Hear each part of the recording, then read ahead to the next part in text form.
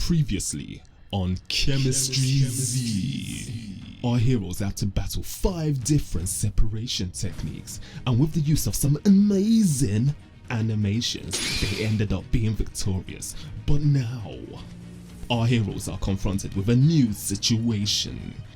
Over 2,000 years in the making, an idea steadily grown in its explanatory power, an idea that forms the foundation of a very concept of reality itself. This idea will be studied in exceptional detail in today's episode of Chemistry Z.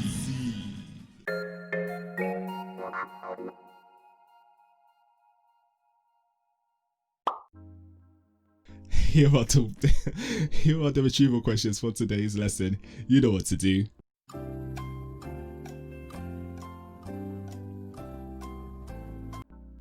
Precision is all about how close the repeats of your results are to each other. Accuracy is all about how close your results are to the actual value itself. And a fair test is an investigation where you only change one variable. As we saw from the last lesson, around 2,000 years ago, some people thought that reality was made up of fire, earth, wood, water and metals. These make up the classical elements. But not everybody back in them days believed this. Some believed that reality is actually made up of numbers. Pythagoras believed this, and his teaching helped to create the Pythagorean theorem, a squared plus b squared equals c squared.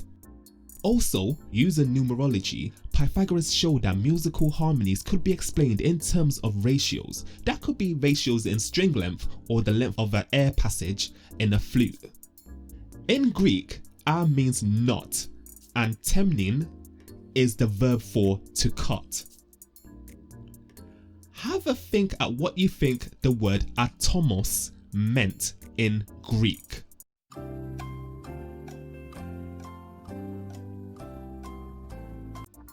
You should have clocked that it means uncuttable or not cuttable, okay? This is what atomism is. The idea that reality is made up of uncuttable substances called atoms. Before we look at the different models of the atomic theory, let's make sure you all understand what a scientific model actually is first. Scientific models are ideas that make something easier to understand. You can think of this like a scientific version of metaphors and similes. Just like in your English class, you could use a simile like he cried like a baby, or she was as blind as a bat. I'm legally blind, I can see, barely. In science, we use models like the fluid model of electricity that states that electricity is like water. In each example, the guy isn't literally a baby and the woman literally isn't a bat. The same for when we use the model for electricity. Electricity isn't literally water, but the model helps us to understand some of its properties. Now imagine that aliens landed on Earth and you try to use this doll to explain what a baby is to them. Spend a moment thinking about these questions. What are the advantages of using this model of a baby? And what will be some false ideas that the aliens could get from this model?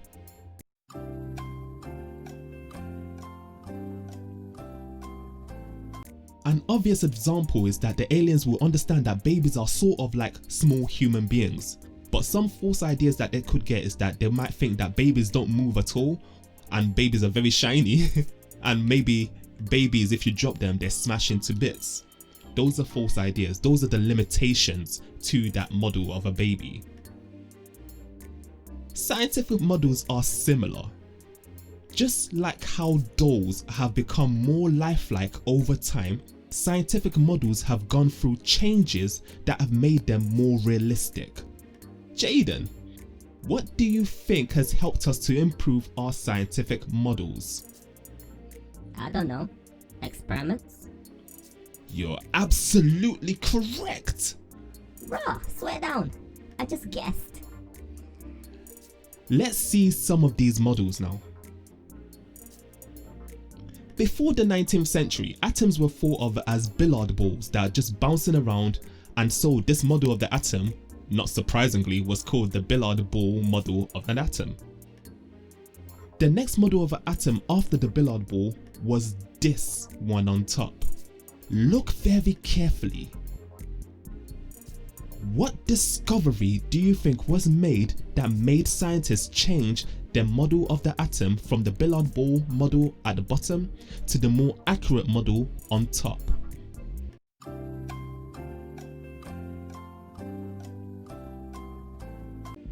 It was electrons, the discovery of electrons.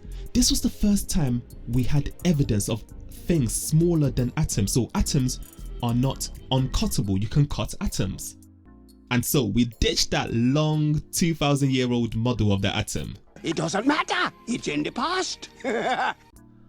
Uncle, how did they even discover this? Well, Tatiana, it's story time. Wanna tell you a story now?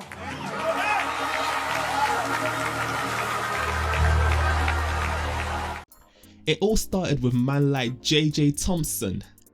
He discovered the electron in 1897.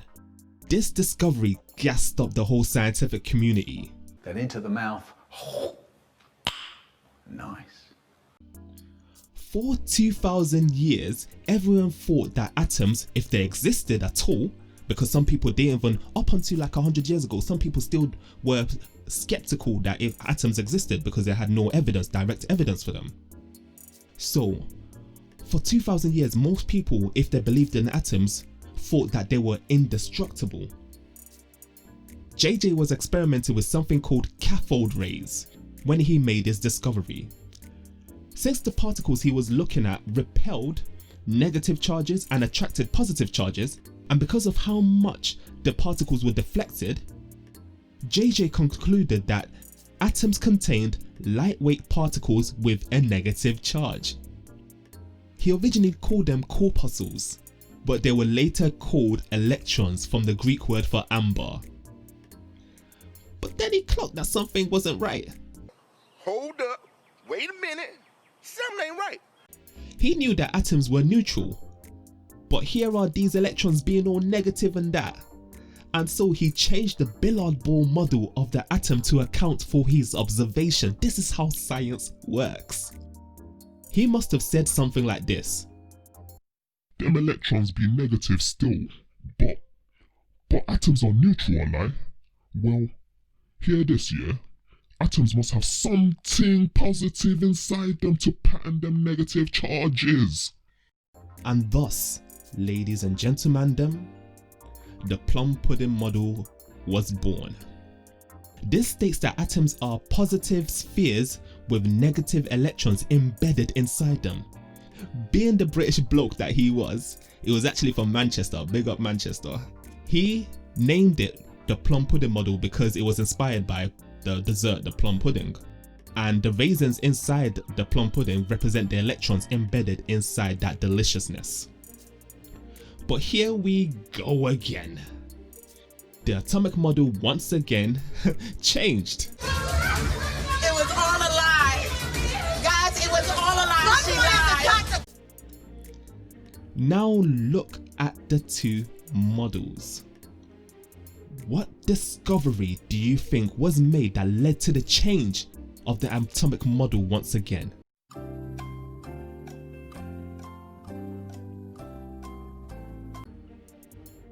It was the nucleus. The way this was discovered is actually legendary amongst us science geeks right now. It happened in 1911 by this brother called Rutherford, Ernest Rutherford, and he did an experiment called the alpha scattering experiment.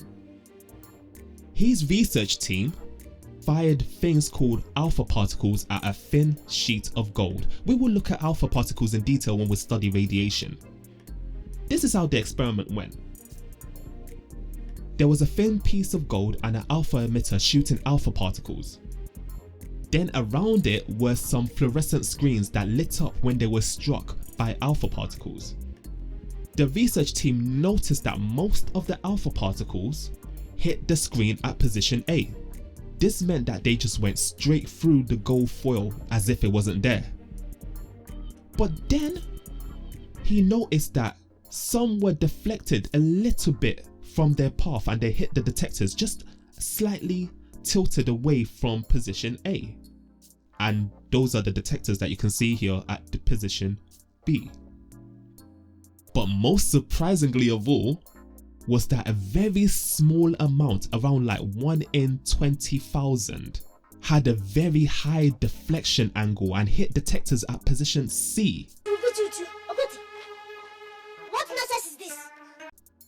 This made no sense if the plum pudding model was the correct model of our atom was. Although I haven't included the negative embedded electrons here, just run with this for now. I didn't include the negative electrons because it would just make the process look more complicated than it needs to be. When Rutherford saw these results, he thought this was wild. These was actually his words. Word for word, this is what the man said.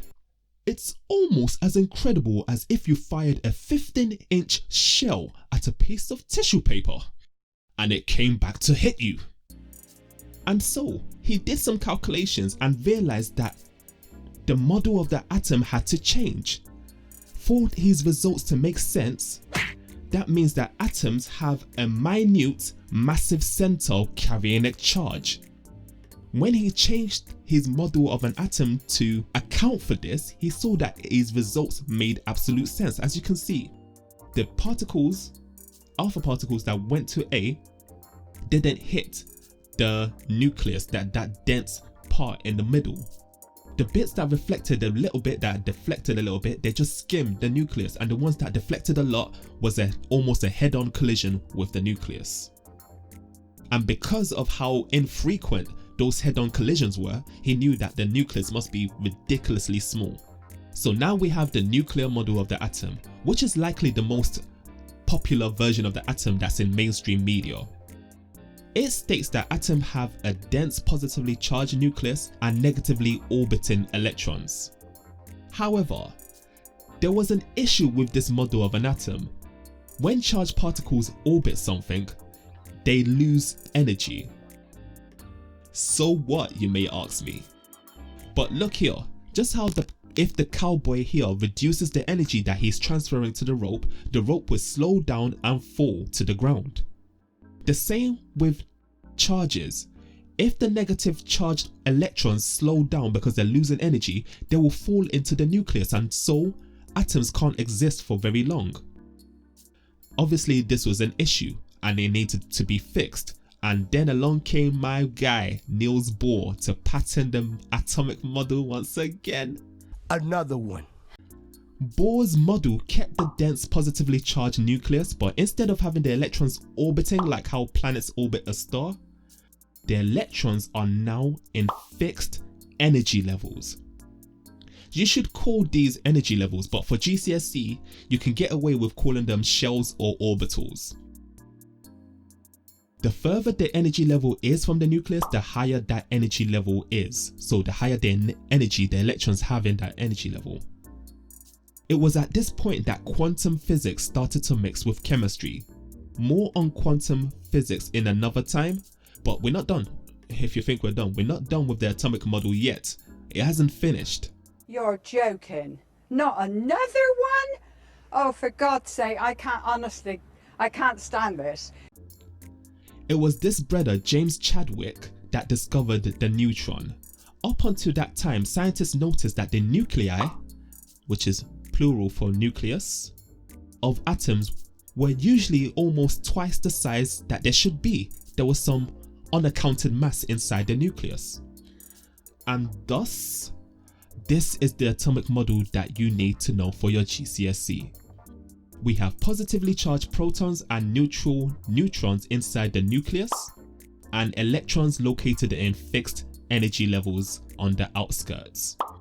The position of an element on the periodic table actually tells you a lot about its atomic structure. Click this video to check out more on that, because I did that in an earlier lesson. Here I have the 3 subatomic particles and their charges and locations. Spend some time to match up the different subatomic particles with their charge and location.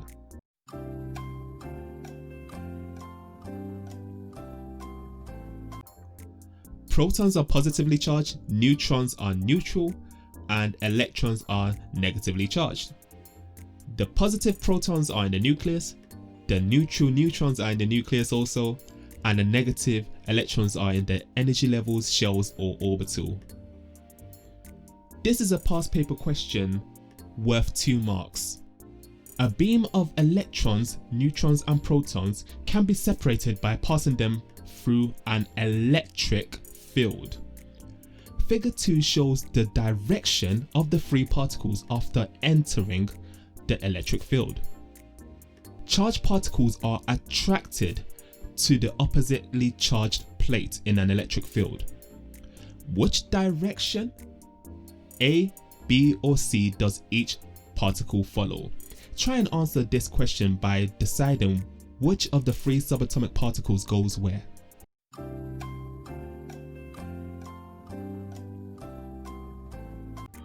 Particle A was attracted to the positive plate. That means that particle A is negative, and that must mean particle A is our electron.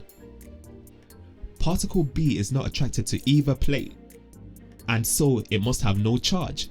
Particle B is our neutron, which then means that particle C, which is attracted to the negative plate, must be our positive proton. And there we go. Lesson done. Fatality. We looked at the different types of atomic models that we had throughout the history of science, and also some of the experiments that led to the changes of the previous model. Use the timestamps to go where you need, check out the descriptions for some goodies, and I'll catch you guys in a bit.